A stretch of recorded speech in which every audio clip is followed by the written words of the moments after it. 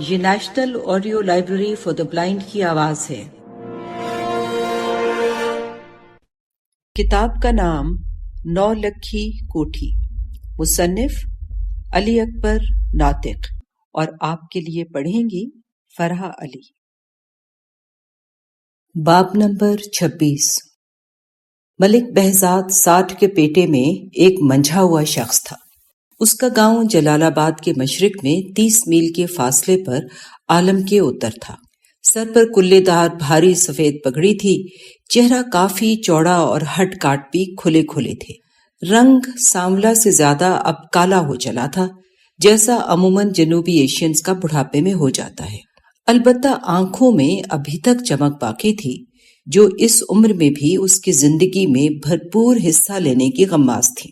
20 دفعہ مونٹگومری اور فیروز پور جیل کی ہوا کھائی، لیکن اپنی کرتوتوں سے منہ نہ پھیرا۔ یوں تو اس کی اپنی زمین بھی کافی تھی، لیکن ساری عمر کام رسا گیری اور چوری چکاری ہی سے رکھا۔ کوئی دن ہی ہوگا جب اس کی عدالت اور کچہری میں تاریخ نہ لگی ہو۔ کچہری کے وکیل تو ایک طرف، تحصیل جلال آباد، تحصیل مکسر اور فیروز پور کے تمام جج بھی اس سے واقف ہو چکے تھے۔ بعضوں سے تو اس کے ذاتی مراسم بھی قائم ہو گئے۔ جیل میں اس کا آنا جانا لگا رہتا تھا، چنانچہ اس کے لیے کوئی نئی بات نہیں تھی۔ اگرچہ ملک بہزاد کو بہت دعوے تھے کہ اس نے سینکڑوں قتل کر رکھے ہیں، لیکن ان کا ثبوت عدالت تو کیا، وہ خود بھی کبھی پیش نہیں کر سکا تھا۔ لیکن پورے علاقے میں ملک بہزاد کی دھاک ضرور بیٹھ چکی تھی۔ تھانہ، عدالت یا دنگے فساد کا کہیں معاملہ پیش آ جاتا تو ملک بہزاد کی خدمات مفت میں حاصل ہو جاتی۔ ایسے ایسے مشورے دیتا کہ مخالف کو ضرور خبر لگ جاتی کہ مدعی کی پشت پر ملک بہزاد کا ہاتھ ہے۔ ادھر ملک بہزاد بھی اپنے مدعی کی شکست نہیں دیکھ سکتا تھا۔ اگر خدا نخواستہ معاملہ ہر حالت میں ہاتھ سے نکلتا ہی دکھائی دے رہا ہوتا، پھر بھی وہ جاہریت سے باز نہیں آتا تھا اور مدعی کے ہاتھوں وہ کرا دیتا جس کی خود مدعی کو بھی توقع نہ تھی۔ انہیں خدا واسطے کی دشمنیوں میں اس نے خود بھی بہت ہی گزند اٹھائی، لیکن ملک بہزاد کو ان کاموں کا ایسا چسکا پڑ چکا تھا کہ اب اس سے مر کر ہی جان چھوٹتی۔ ملک بہزاد کو ایک اور بھی چسکا تھا کہ اس کے پاس لوگوں کو سنانے کے لیے طرح طرح کی کہانیاں تھیں، اور وہ کہانی ایسے سناتا کہ لوگ اش اش کر اٹھتے۔ ملک بہزاد کا شیر حیدر سے پرانا یارانہ تھا، ایک دوسرے کے پگڑی بدل بھائی بنے ہوئے تھے۔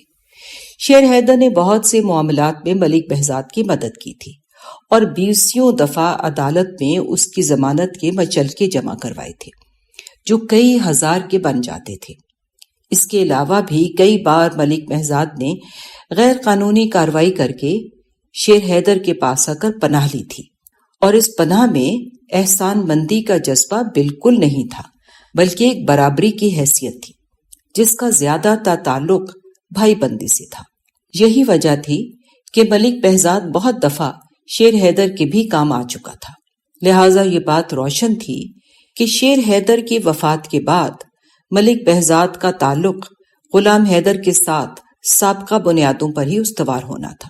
شیر حیدر کی وفات پر ملک بہزاد نے غلام حیدر کو بار بار یہ بات باور کرائی تھی، پتر، میرے لائق کوئی کام ہو تو ضرور بتانا، تو میرے بھتیجے کی طرح ہو، مجھ سے جو ہو سکا میں کروں گا۔ لیکن غلام حیدر اس وقت پے بپے مصیبتوں میں کچھ ایسا حواس باختہ ہوا کہ اسے ملک بہزاد کے بارے میں کچھ یاد نہ رہا، مگر شاہ پور والے واقعے میں اچانک غلام حیدر کو اپنے اس رفیق کا خیال آیا، جو دراصل اسے اس مصیبت سے نکالنے کے لیے صحیح مہرہ ثابت ہو سکتا تھا، اور برسوں کی رفاقت کے باعث اسے کچھ دھوکے کا اندیشہ بھی نہیں تھا۔ ملک بہزاد آج صبح 11 بجے ہی جلال آباد غلام حیدر کی حویلی میں پہنچ چکا تھا، اور اب آرام سے چارپائی پر بیٹھا حقے کے کڑوے تمباکو کے مزے لینے کے ساتھ ساتھ سب لوگوں کو معمول کے مطابق اپنی ایک کہانی سنا رہا تھا، جو اسے مونٹگومری جیل میں پیش آئی تھی۔ کہانی سننے کے لیے ارد گرد چارپائیوں پر بیٹھے تمام لوگ تازہ سانحات کو بھول چکے تھے۔ غلام حیدر حویلی میں داخل ہوا تو چارپائیوں پر بیٹھے تمام لوگ اٹھ کر کھڑے ہو گئے اور بڑھ کر ہاتھ ملانے لگے، مگر غلام حیدر سب سے جلدی فارغ ہو کر آگے بڑھتا گیا۔ اس کی نظر حویلی کا دروازہ پار کرتے ہی ملک بہزاد کو ڈھونڈنے لگی تھی، جو کئی لوگوں کے درمیان بیٹھا اپنے کتھا سنا رہا تھا۔ غلام حیدر کو دیکھتے ہی ملک بہزاد بھی اٹھ کر کھڑا ہو گیا، اور جیسے ہی غلام حیدر قریب ہوا اس نے کھینچ کر سینے سے لگا لیا اور کاندھے پر تھپکی دی۔ جوش اور جذبے سے ملنے کے بعد کچھ دیر ادھر ادھر کی باتیں ہوتی رہیں اور دونوں نے جان بوجھ کر موجودہ سانحات کی بات نہ چھڑی۔ ہندوستان اور اس میں بھی خاص کر پنجاب میں خیال رکھا جاتا ہے کہ مقصد کی بات کرنے کے لیے کچھ آداب ملحوظ رکھے جائیں اور ملتے ہی اپنا رونا رو دیا جائے۔ اس کے علاوہ ریت کے سامنے اپنی کمزوری کا ذکر انتہائی بزدلی تصور کیا جاتا تھا۔ کچھ دیر ایک دوسرے کا حال احوال پوچھنے کے بعد غلام حیدر نے تمام لوگوں کو وہاں سے ہٹا دیا۔ لوگوں کے ہٹتے ہی ملک بہزاد کو بات کرنے کا موقع مل گیا اور اس نے غلام حیدر کو تسلی دینا شروع کر دی۔ پتر، گھبرانے کی کوئی ضرورت نہیں ہے، تیرا چاچا ابھی زندہ ہے۔ پھر اپنی ہی چارپائی پر بٹھاتے ہوئے کہا، پتر غلام حیدر، مصیبتیں اگر مردوں پر نہ آئیں تو پھر زنٹے ان کا بوجھ اٹھانے سے رہے۔ بھتیجے، مشکلیں اور اوکھے پینڈے مردوں کا زیور ہیں، تگڑا ہو، میں ہوں نا تیرے ساتھ۔ مجھے دیکھ، کئی قتل کر کے اور کئی دفعہ جیل کی کوٹھیوں کی سیر کر کے تیرے سامنے بیٹھا ہوں، ابھی بھی کئی مقدموں کی تاریخیں میرے بوڑھے کاندھوں پر ہیں، اور یہ میرے قدموں کو دیکھتا ہے، یہ صرف 2 ہی جگہوں کا نقشہ پہچانتے ہیں، عدالت کی سیڑھیاں اور دشمن کی جو، تیسری جگہ کا کبھی سوچا نہیں۔ یہ کہہ کر ملک بہزاد نے حقے کا ایک لمبا گھونٹ لیا اور تائید کے لیے اس کی طرف دیکھنے لگا۔ ملک بہزاد کی بعض باتیں واقعی غلام حیدر کے لیے تسلی کا باعث تھی، کیونکہ جتنی مصیبتیں ملک بہزاد نے اپنی زندگی میں دیکھی تھی، غلام حیدر پر تو ابھی ان کا پاؤ پاسک بھی نہیں آئی تھی۔ اگرچہ وہ مشکلیں اس کے اپنے کرتوتوں ہی کی وجہ سے تھی، لیکن جیل اور عدالتوں کے عذاب کی تلخی تو سب ایک ہی طرح سے محسوس کرتے ہیں۔ کچھ دیر خاموشی کے بعد غلام حیدر بولا، چاچا بہزاد، دکھ اس بات کا نہیں کہ مجھ پر مصیبت آئی ہے، رونا تو یہ ہے کہ دشمن نے بے وقتی ضرب لگائی ہے، اور اگر تحمل سے سوچیں تو ابا کی توہین کی ہے۔ ادھر ان کا جنازہ پڑا ہے، ادھر سکڑے نے چڑھائی کر دی۔ یہ کسی دشمن کا نہیں بلکہ نسلی کمینے کا کام ہے، اور قہر یہ ہے کہ کچھو نے بھی ابا کے مرنے کے ساتھ ہی چوکیاں بھرنی شروع کر دی اور مینڈکیاں شراب کے مٹکوں پر پل پڑی ہیں۔ اب یہ کون کہہ سکتا تھا؟ عبد الگجر اور شریف بودلے جیسے چوہے بھی دموں پر کھڑے ہو جائیں گے۔ غلام حیدر، مجھے فیقے پاولی نے سب کچھ سے خبردار کر دیا ہے۔ ملک بہزاد اپنے سفید مونچھ کو مسلسل بل دینے کے ساتھ مسکرا کر بولا، تم کیا چاہتے ہو؟ دشمن تمہاری بلائیں لے اور تمہارے سر سے کالے بکروں کے صدقے اتارے؟ بھائی، دشمن ہوتا ہے، اس کے اپنے موڈ ہوتے ہیں، اس سے شکوہ کرنے والے بزدل ہوتے ہیں۔ تم اپنے ذمہ دار ہو اور اسکول میں پڑھنے والے لاڈلے نہیں، بلکہ اپنے رائے اور فیصلوں پر اختیار رکھتے ہو۔ اس لیے اب دشمن سے شکوہ یا بچاؤ نہیں، اس پر جارحیت کا سوچو، کیونکہ بچاؤ کمزور کرتا ہے اور آگے بڑھ کر حملہ کرنا مردوں میں حوصلے کا باعث ہوتا ہے۔ یہی شیروں کا کام ہے۔ یہ شریف بودلا اور عبد الگجر تو کیڑوں کی طرح مسلے جائیں گے۔ افسوس تو ان 3-4 بے گناہوں کا ہے جو بیچارے تیری دشمنی میں کام آ گئے۔ خیر، یہ تو ہوتا ہی ہے کہ مردوں کو اپنے رشتوں کے دکھ اٹھانے پڑتے ہیں۔ اب تو حکم کر، بلکہ پہلے منہ ہاتھ دھو اور گھر جا کر اپنی ماں کے پاس کچھ دیر بیٹھ۔ وہ پریشان ہو رہی ہوگی، اسے حوصلہ دے اور بتا دے کہ وہ دلیری پکڑے، اس کا بھائی بہزاد ابھی زندہ ہے، کچھ نہیں ہونے دے گا۔ ملک بہزاد نے غلام حیدر کے کندھے پر ہاتھ رکھتے ہوئے دوبارہ تھپکی دی، جا اٹھ کر آرام سے کھانا وانا کھا اور جی کو ہلکا کر، پھر تسلی سے بیٹھ کر بات کرتے ہیں۔ غلام حیدر چارپائی سے اٹھا اور حویلی کے زنان خانے میں چلا گیا، جہاں اس کی ماں انتہائی بے چینی کی کیفیت میں اس کی منتظر تھی۔ غلام حیدر اپنی ماں فاطمہ بانو کی اکیلی اولاد تھی۔ وہ جانتا تھا اس کی والدہ کے پاس نہ تو کوئی اور راستہ تھا اور نہ ہی کوئی اور سرمایہ۔ اگر اسے کچھ ہو گیا تو اس کی ماں زندہ ہی مر جائے گی، اس لیے اسے اپنے سے زیادہ ماں کی فکر تھی۔ غلام حیدر کو دیکھتے ہی اس کی والدہ اٹھ کر لپٹ گئی اور صدقے واری جا کر اپنی چارپائی کے سامنے پڑے لال موڑے پر بٹھا لیا۔ فاطمہ بانو کی چارپائی شادی کے وقت سے ابھی تک اسی کمرے میں تھی جس کمرے میں وہ دلہن بن کر آئی تھی۔ کمرہ 20 فٹ چوڑا اور 30 فٹ لمبا تھا اور آرائش کے اعتبار سے اس قدر شاندار تھا کہ آنکھیں دیکھتے ہی دنگ رہ جائیں۔ لیکن اتنے لمبے اور چوڑے کمرے میں ایک دوہرا پلنگ اور 4-5 رنگین موڑوں کے سوا کوئی جگہ بیٹھنے کے لیے باقی نہیں بچی تھی۔ کہیں بڑے بڑے سنگھار آئینے کھڑے تھے اور کہیں رنگ برنگے دھاگوں سے بنے ہوئے مختلف قالینوں کے ٹکڑے لٹک رہے تھے۔ کسی طرف سندھی، بلوچی اور پنجابی فوک پینٹنگز کے نقش کپڑوں پر کاڑے ہوئے لکڑی کے مختلف ہینگروں میں ٹنگے تھے، تو تیز رنگوں میں اپنی شکلوں کو پورے کمرے پر حاوی کیے ہوئے تھے۔ دیواروں پر بھی کچے رنگوں کی مٹی سے بڑی نفاست سے پینٹنگ کی گئی تھی۔ ان پینٹنگ سے پتہ چلتا تھا کہ ان کو بنانے والا آرٹ سے زیادہ آرٹ کا دعویٰ رکھتا تھا، مگر وہ پھر بھی اچھی لگتی تھی۔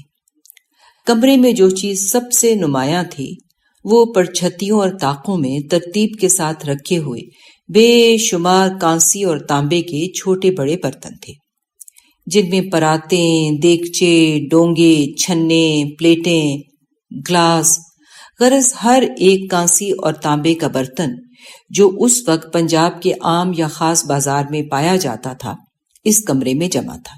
یہی وجہ تھی کہ کانسی اور تانبے کے دہکتے ہوئے زرد اور چمکیلے رنگوں سے کمرہ جگ بگ کر رہا تھا، جو رات کے اندھیرے میں دیے اور لالٹین جلنے سے اور بھی دمک اٹھتا اور ایسے محسوس ہوتا کہ پورے کمرے میں گویا سونے کے چراغ جل رہے ہو۔ دیے کی سرد روشنی کی لو تمام برتنوں کی دھات سے نکل کر پھوٹ رہی تھی، جس کی وجہ سے کمرہ دہک رہا تھا۔ بلکہ بعض چھوٹے چھوٹے برتن تو واقعی سونے کے تھے، جن میں فاطمہ بانو اپنے لیے مصری کی ڈلیاں، بادام یا گری وغیرہ رکھتی تھی۔ رواج کے مطابق ہر والدین اپنی بیٹی کو ایسی دھاتوں کے برتن دینا اپنا فرض خیال کرتے تھے، مگر ایسا کم ہی ہوتا کہ یہ برتن زندگی میں کبھی استعمال میں آئیں۔ کانسی کے برتن میں تو کوئی چیز کلئی کے بغیر ڈال ہی نہیں سکتے تھے، کیونکہ فوراً خراب ہو جاتی اور کلئی کرانے کی صورت میں دھات کی اپنی حیثیت کی وقت ظاہر نہ ہو پاتی۔ چنانچہ یہ برتن کمروں کی پرچھتیوں اور طاقوں میں ہی پڑے پڑے رونق دکھاتے تھے۔ جب بیاہ کے وقت ان برتنوں کو ساتھ لانے والی دلہنیں اسی گھر میں زندگی کے 30-40 سال گزار کر پوتوں اور نواسوں والی ہو جاتی، تو پھر وہ اپنے نواسوں اور پوتوں پوتیوں کو ایک ایک برتن کے بارے میں تفصیل سے بتاتے کہ بیٹا یہ پرات آپ کے پڑنانا حیدرآباد سے لائے تھے، اور یہ کانسی کا دیگچا انہوں نے دہلی کے گنج منڈی بازار سے خریدا تھا۔ اس میں پورے 15 کلو چاول پکتے ہیں۔ ادھر آ، میں تجھے دکھاؤں۔ یہ جو کانسی کے چھنے اور گلاسوں کا سیٹ ہے، اسے میری شادی سے بھی 12 سال پہلے سندھ سے تمہاری پڑنانی لائی تھی، جب وہ حج کر کے کراچی بندرگاہ پر بحری جہاز سے اتری تھی۔ وہاں سے تو وہ سندھی چادریں اور شولیں بھی لائی تھی، پر وہ تو تمہارے پڑنانا نے ہنڈا لی۔ اس چھنے کا وزن دیکھو، پورا 2 سیر ہے۔ الغرض یہ کمرہ ایک اچھا خاصا نگار خانہ تھا، جس میں پورے پنجاب کا گھریلو کلچر ایک ہی جگہ جمع تھا۔ غلام حیدر کے 2 پھپھیاں اور ایک خالہ بھی کئی دن سے یہیں پر تھی، جو فاطمہ بانو کی ڈھارس بندھائے ہوئے تھی۔ ان کے علاوہ بھی خاندان کی کئی لڑکیاں اسی وقت سے گھر میں موجود تھیں، اور اس کے اکیلے پن کو انہوں نے کسی حد تک دور بھی کر دیا تھا، مگر بیٹے کے ساتھ مل کر اسے ایک گنا سکون سا آ جاتا اور دل ہلکا ہو جاتا۔ غلام حیدر نے والدہ کی کیفیت سمجھتے ہوئے کہا، اماں گھبرانے کی کوئی بات نہیں ہے، میں نے چاچے بہزاد کو چک عالم کا سے بلوا لیا ہے، وہ خود ہی سارے مسئلے کو سنبھال لے گا۔ ملک بہزاد کا نام سن کر فاطمہ بانو ایک دم چونک گئی اور بولی، ہائے ہائے بیٹا، اس گنڈے کو تو صلح صفائی سے کوئی تعلق ہی نہیں، یہ کسی اور پھڈے میں نہ ڈال دے۔ تم نے اس کو کیوں بلایا ہے؟ یہ نہ تو خود بیٹھتا ہے نہ کسی کو بیٹھنے دیکھتا ہے، اس کا معاملہ تو چور نالوں پنڈ کالی والا ہے۔ میں کہتی ہوں اسے واپس بھیج دے اور ان ظالموں کو کچھ دے دلا کر صلح کر لے۔ ہمارے پاس اللہ کا دیا سب کچھ ہے، اس کے فضل سے کون سی کمی ہے؟ فاطمہ بانو کی بات ختم ہوئی تو غلام حیدر کی پھپھی نے اپنا دوپٹہ درست کیا اور رنگین موڑا جس پر وہ بیٹھی تھی اسے مزید آگے سرکا کر جھکی اور اپنی نصیحت چھیڑ دی۔ بیٹا، تیری ماں ٹھیک کہتی ہے، تیرے باپ شیر حیدر کی بات اور تھی، تیری بات اور ہے۔ یہ غنڈوں سے مقابلہ اور لڑائی بڑھائی ہمارا کام نہیں ہے۔ دیکھ، تو پڑھا لکھا ہے، یہ لوگ جو تیری جان کے دشمن ہوئے ہیں، ان ڈنگروں سے تیرا کیا لینا دینا؟ تو ان کو ان کے حال پر چھوڑ اور زمین کسی کو ٹھیکے یا گہنے پر دے کر لاہور چلا جا، یا چاہے تو پاک پتن آ جا، پر اب فیروز پور اور جلال آباد تیرے رہنے کے قابل نہیں رہا۔ تو نے اندھیر سویر آنا جانا ہوتا ہے، اور میں جانتی ہوں تیری ماں کس طرح سولی پر لٹکی رہتی ہے۔ یہ سچ کہتی ہے، ملک بہزاد سے تو کوئی واسطہ نہ رکھ، یہ تجھے کسی اور ہی پھڈے میں پھنسا دے گا۔ غلام حیدر جانتا تھا کہ اماں اور پھپھیوں کو سمجھانا بیکار تھا۔ وہ عورتیں ہونے کے ناطے سے اپنی جگہ پر سچی بھی تھی، لیکن ان کی دی ہوئی صلاح پر سوچنے کی حد تک تو ٹھیک تھا، عمل کرنا ناممکن تھا۔ زمینوں، مال مویشی اور رعایا کو بے وارث چھوڑنے کا مطلب یہ تھا کہ عزت، وقار، زمین سب کچھ سے ہاتھ دھو بیٹھنا اور اپنے باپ شیر حیدر کے نام تک کو ڈبو دینا، جو کسی طرح بھی گوارا نہ تھا۔ مگر اس وقت ان سے بحث کرنا بھی فضول تھا، اس لیے غلام حیدر نے اپنی ماں اور پھپھی کو دلاسا دیتے ہوئے اپنی ماں کا ہاتھ پکڑ کر کہا، اماں، جیسا آپ کہیں گی وہی کروں گا، فکر نہ کریں، میں ان سے کوئی تعلق نہیں رکھوں گا۔ فی الحال تو مجھے بھوک لگی ہے، جلدی سے روٹی دے، آپ کے ساتھ بیٹھ کر روٹی تو کھا لو۔ فاطمہ بانو نے غلام حیدر کی اس قدر اطاعت گزاری دیکھی تو باغ باغ ہو گئی، گویا سارے مسائل ایک لمحے میں حل ہو گئے۔ اسی خوشی میں اس نے فوراً ملازمہ کو آواز دی، نی سلامتے، جلدی نال، غلام حیدر واسطے تے ساڈے واسطے روٹی لیا، میں اپنے پتر نال بہ کے روٹی تا کھا لاں۔ سلامت بی بی نے کھانا تپائی پر لگا دیا، پھر غلام حیدر، اس کی ماں، دونوں پھپھیاں اور خالہ نے مل کر کھانا کھایا۔ کھانے کے دوران بھی غلام حیدر نے سب سے کافی نصیحتیں سنی، جن پر وہ ایک فرما بردار بیٹے کی طرح ہاں ہاں کرتا گیا۔ اس طرح عصر کا وقت ہو گیا اور فاطمہ بانو سمیت سب گھر والوں کا جی بہل گیا۔ والدہ کے پہلو میں بیٹھ کر غلام حیدر کا بھی کچھ تقدر دور ہو گیا، گویا ملک بہزاد سے صلاح مشورہ کرنے کے لیے ایک قسم کا تازہ دم بھی ہو چکا تھا۔ عصر کے وقت، جو سردیوں کے موسم میں شام کے قریب پہنچ جاتا ہے، غلام حیدر حویلی کے بڑے صحن کے مہمان خانے میں آ گیا۔ مہمان خانہ ڈیوڑی نما 20 فٹ اونچی چھت والے بڑے کمرے پر مشتمل تھا، جس میں 10 چارپائیاں بچ جاتی تھیں۔ سردی کی وجہ سے سب لوگ ڈیوڑیوں میں بیٹھ چکے تھے اور حقوں کی گڑگڑاہٹوں کے ساتھ گپوں کے ہانکے چھوڑے جا رہے تھے۔ غلام حیدر کو دیکھ کر ایک دم خاموشی چھا گئی، لیکن وہ کسی کے پاس نہ رکا اور سیدھا مہمان خانے میں جا کر ملک بہزاد کے سامنے والی چارپائی پر بیٹھ گیا۔ ملک بہزاد تسلی سے حقہ پیتا رہا۔ اس دوران 2-4 لوگ ادھر ادھر کی باتیں کرتے رہے۔ غلام حیدر نے اصل بات چھیڑنے کی کئی بار کوشش کی، لیکن ملک بہزاد فوراً ہی بات کو پلٹا دے کر کسی اور موضوع کی طرف موڑ دیتا۔ جب 2 گھنٹے اسی طرح گزر گئے تو ملک بہزاد نے سب لوگوں کی طرف، جو 6-4 وہاں بیٹھے تھے، اشارہ کر کے کہا، لو بھراؤ، اب تم سب باہر جا کر تھوڑی دیر کے لیے تازہ ہوا کھاؤ، میں اپنے بھتیجے سے کچھ دکھ سکھ کی باتیں کر لوں، بڑے عرصے سے مل بیٹھنے کا موقع ہی نہیں ملا۔ ملک بہزاد کی بات سن کر سب لوگ اٹھ گئے، حتیٰ کہ رفیق پاولی بھی اٹھ کھڑا ہوا اور کہنے لگا، میاں بہزاد میں بھی چلتا ہوں، اب کل ملیں گے، آج کافی تھک گیا ہوں، اس لیے جلدی نیند آ رہی ہے۔ وہ جان گیا تھا ملک بہزاد غلام حیدر کے ساتھ دراصل اکیلے ہی بات کرنا چاہ رہا تھا۔ سب اٹھ گئے تو ملک بہزاد نے اٹھ کر ایک لمبے چوڑے کمرے کے دروازے کی دونوں بلیاں چڑھا دیں اور آ کر تسلی سے اپنے چارپائی پر بیٹھ گیا، جس پر ریشمی گدا بچھا کر پائنتی روئی کی ایک موٹی اور صاف ستھری رضائی رکھی ہوئی تھی۔ ملک بہزاد نے گول تکیے کے ساتھ ٹیک لگا کر رضائی اپنے قدموں کے اوپر سے لا کر کمر تک اوڑھ لی، پھر حقے کی نئے منہ میں لے کر ایک کیف آفریں سوٹا لگایا۔ اس کے بعد ایک دو لمحے خاموشی سے غلام حیدر کی طرف دیکھ کر بولا، جی پتر غلام حیدر، اب بتا، اب صرف دیواریں سن رہی ہیں، اور کھل کے بتا کہ اب کیا ارادے ہیں؟ غلام حیدر جو پہلے چارپائی کے کنارے پر پاؤں لٹکائے ملک بہزاد کو دیکھ رہا تھا کہ کب گفتگو شروع کرتا ہے، اس نے آرام سے اپنے جوتے اتار کر دونوں ٹانگیں اوپر کر لی اور کہنے لگا، چاچا بہزاد، آپ کو بلانے کا آخر کوئی مقصد تو ہوگا، اور جو مقصد ہے اس کو حاصل کرنے کے لیے آپ کا وجود اسی لیے ناگزیر ہے کہ مجھے شکست قبول نہیں، اور یہ فیصلہ میں نے کافی سوچ سمجھ کے کیا ہے۔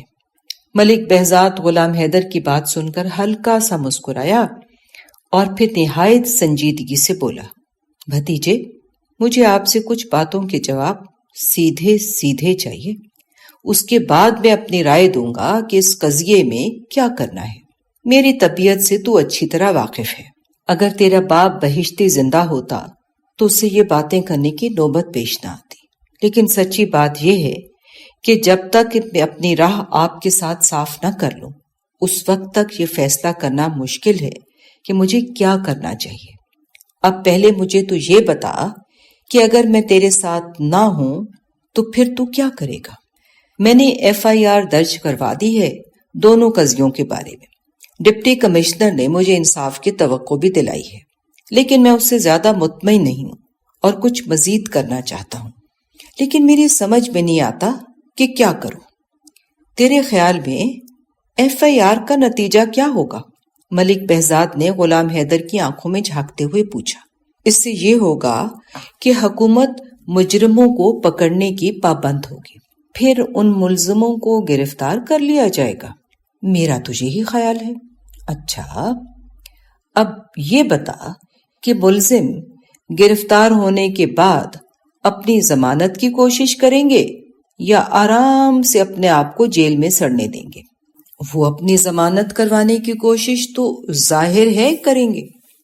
اگر ضمانت ہو گئی تو پھر مقدمہ چلے گا، پھر اس کے بعد ظاہر ہے وکیل کیے جائیں گے، گواہ پیش ہوں گے، پیشیاں ہوں گی، کبھی تم نہیں جا سکو گے، کبھی ملزموں کی طرف سے حاضری نہیں ہوگی، موسم آئیں گے گزر جائیں گے، جج بدلیں گے، پرانے جائیں گے، نئے آئیں گے، سفارشیں چلیں گی، کبھی ان کا پلہ بھاری، کبھی آپ کا پلڑا بھاری، اور یوں برسوں کا پینڈا نکل جائے گا۔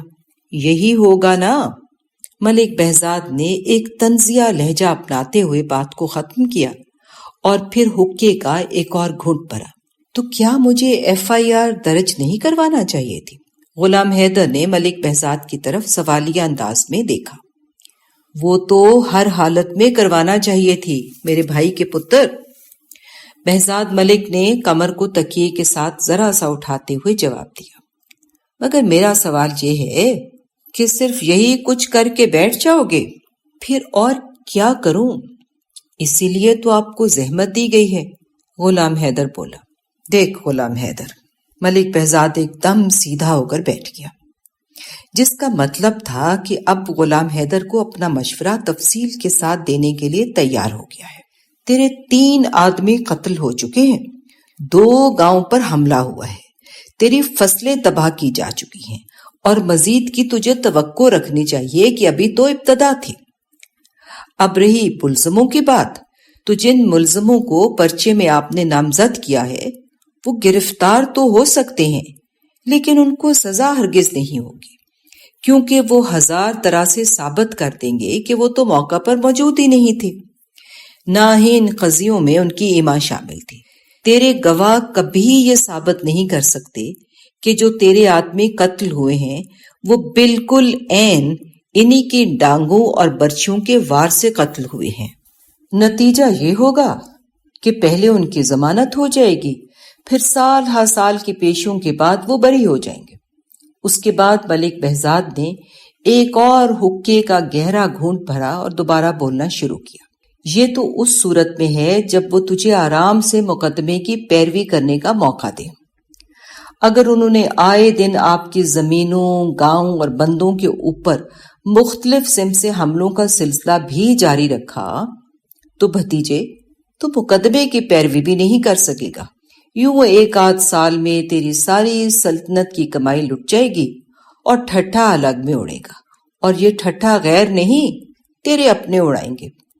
یہی تیری رعایا زمینیں تو تیری کاشت کرے گی اور اس کا نفس تیرے دشمنوں کو دے گی۔ رہی بات انگریز سرکار کی، تو یہ کبھی ہوتی تھی جب انہوں نے دلی نئی نئی فتح کی تھی۔ اب ان کے بھی کچھ اور ہی لچھن ہیں، کیا تو نہیں دیکھتا؟ یہ انگریزی بابو اور بیمے یہاں کتے لڑانے، زمینیں خریدنے، کبوتر اڑانے اور کوٹھیاں بنانے کا دھندا کھلے کھیتوں کرتے ہیں، اور یہ سب عیاشیاں رشوت کے بغیر نہیں ہوتی۔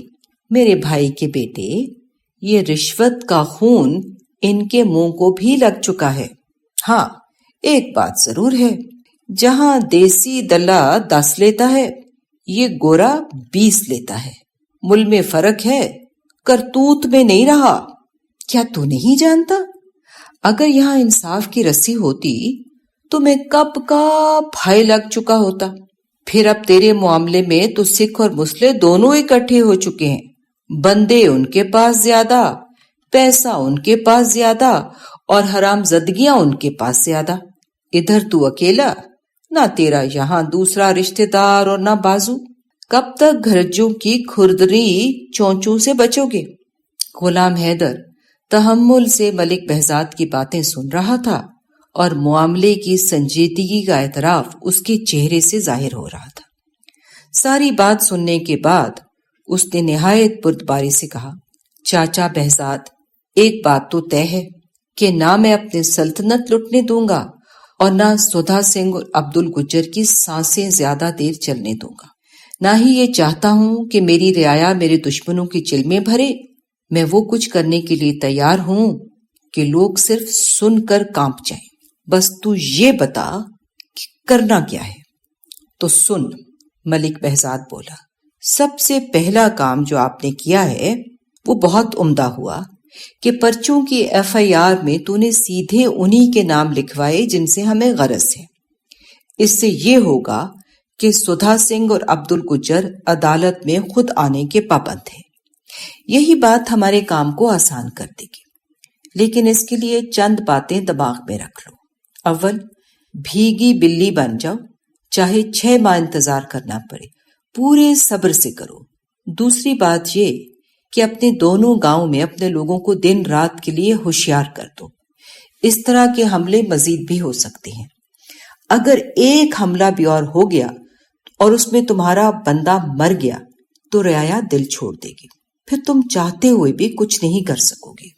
تیسرا کام یہ کرو کہ اپنا تمام مال اور مویشی یا تو اپنے رشتہ داروں کے ہاں بھیج دو یا بیچ دو، اور کوئی چیز جو کھلے بازار میں بک سکتی ہے تو تیرے گھر میں نہیں ہونے چاہیے۔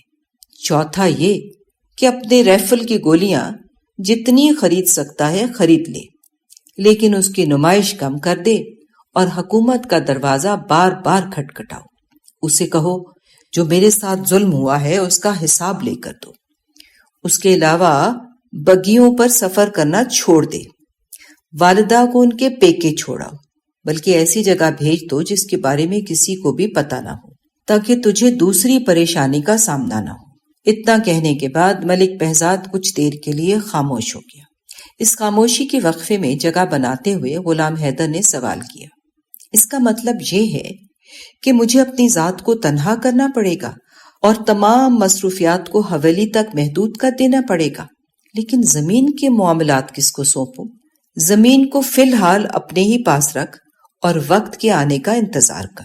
ملک بہزاد نے اپنا پورا جسم لیٹ کر رضائی کے حوالے کرتے ہوئے کہا، کیونکہ یہی زمین تجھے طاقت بھی فراہم کرے گی، اور یاد رکھ اپنے معاملات کے بارے میں اپنے خاص الخاص بندے حتیٰ کہ رفیق پاولی کو بھی آگاہ نہ کرنا، کیونکہ ملازم خیانت کار نہ بھی ہو تب بھی کمزور ضرور ہوتا ہے، اس کی طاقت پر کبھی بھروسہ نہ کرنا، اس لیے کہ ملازم کی طاقت بہرحال مالک سے ادھار لی ہوتی ہے، اور ادھار لی گئی چیز کو بعض اوقات استعمال کرنے کا ڈھنگ نہیں آتا، اس لیے معاملہ بگڑ جاتا ہے۔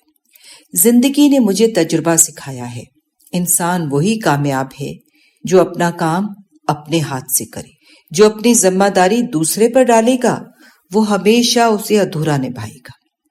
اس لیے سدھا سنگھ اور عبد الگجر کا معاملہ کسی دوسرے کے حوالے نہ کرنا، اور یہ بھی یاد رکھنا کہ اپنا ہتھیار صرف اپنے پاس رکھنا۔